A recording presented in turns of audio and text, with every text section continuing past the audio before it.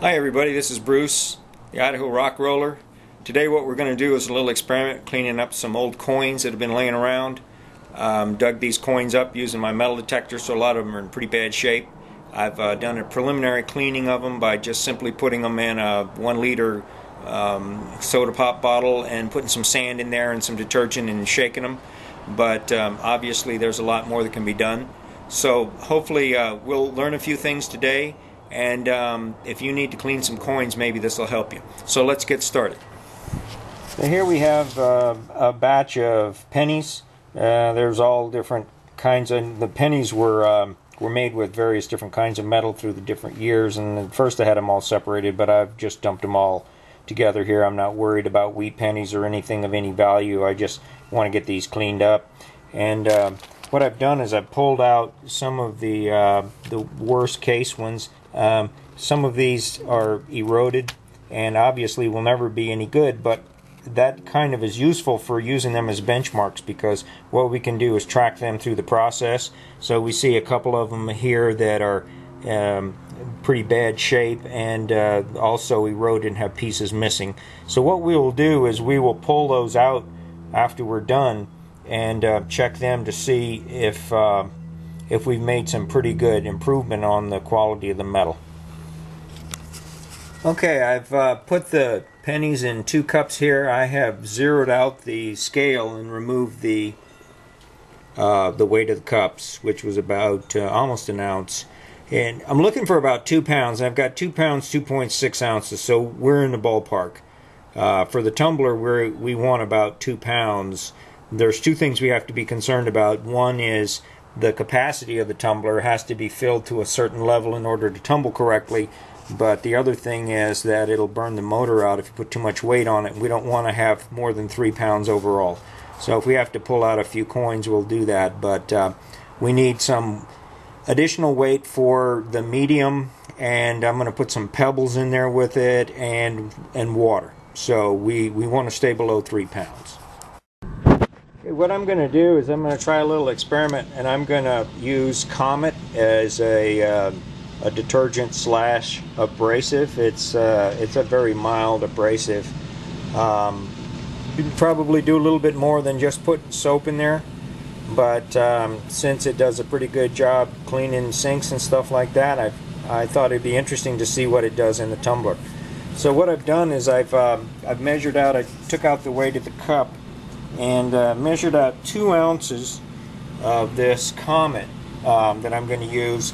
And the reason I chose 2 ounces is because it's recommended for an abrasive on rock tumbling about 2 ounces per pound, and so this is more like a polish weight.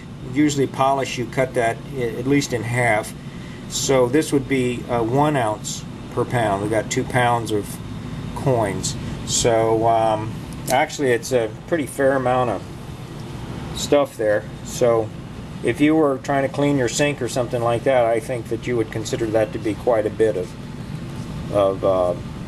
cleanser. So anyway, that's 2 ounces. We're just going by the weight rather than the volume. Okay, so this barrel here, the tumbling barrel, weighs just a little bit over 1 pound. It's about 1 pound, 1 ounce.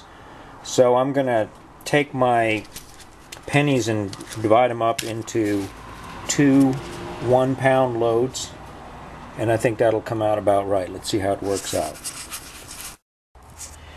So what I'm going to do now is I'll take this 1 pound of pennies here and load it into the tumbler,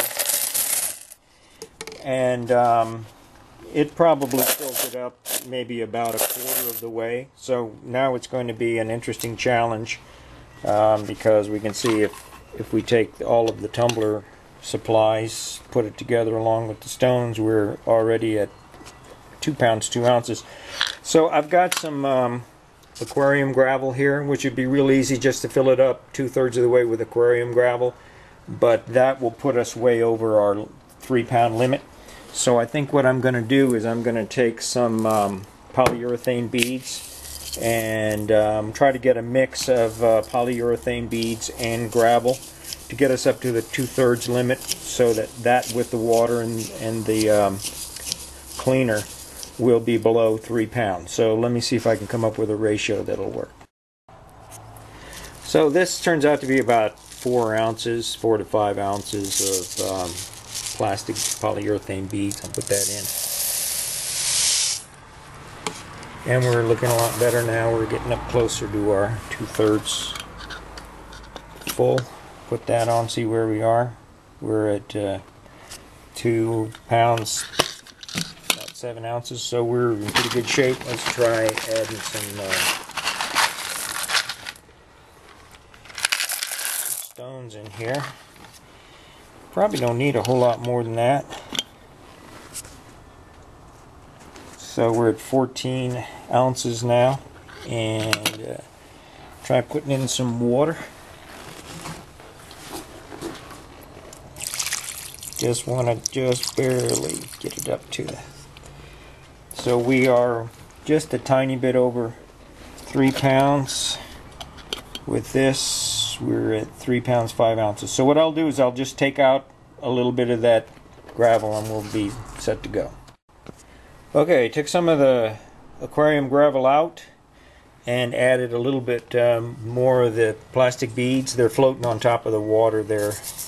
The water is right there below the surface. And so now I'm going to add the cleaner, Comet. Now on the Tumbler they say do not use industrial strength cleaners, and I'm sure what they're talking about is acetone or lacquer thinner, stuff like that. I'm sure this stuff is perfectly fine for it. Okay, I'm going to put the top on and we'll get it started. Okay, so here we are all set up. The barrel came in fully enclosed at just about 3 pounds even, so I think we're good. Tiny bit over in 1 ounce, but I'm not going to worry about that. And so I'm just going to let it sit here and run for about 3 hours, and then we will open it up and see what we got. See you soon. Okay, it's been about 3 hours, between 3 and 4 hours. Let's crack this puppy open here and see what we got.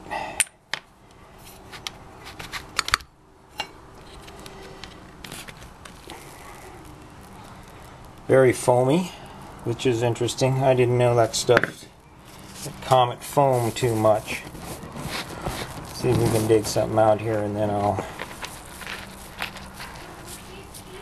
Wow, that looks great.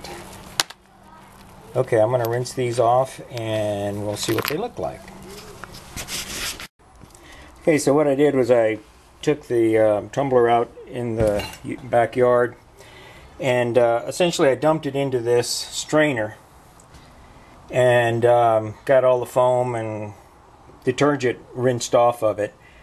Then I put this strainer underneath. Well, actually what I did was I poured it into this colander kind of carefully. You notice that the holes in the colander are a little bit larger than the pellets. Now on the bottom that you can't see right now, not quite that large, but still a lot of them I knew would go through. So basically I very carefully poured it in into the colander, and then I put the strainer up underneath the colander, and then I ran water through the colander, and it washed the majority of the pellets through the colander and into the strainer. So here's kind of what I'm left with. So let me sort this out now, and I will get the penny separated from the rest of them and take a look at it. Those little pellets are kind of a nuisance to work with because they stick to your hands and everything, so I've stuck them out on a towel in a little bit of sunlight we have left, and it's a little bit breezy, so it should dry off pretty quick, and it should be a lot easier to separate the pebbles and the polyurethane pellets and the pennies. So yeah, that worked really well. After just a couple minutes here, I'm able to pick up the pennies, and the pellets just fall right off.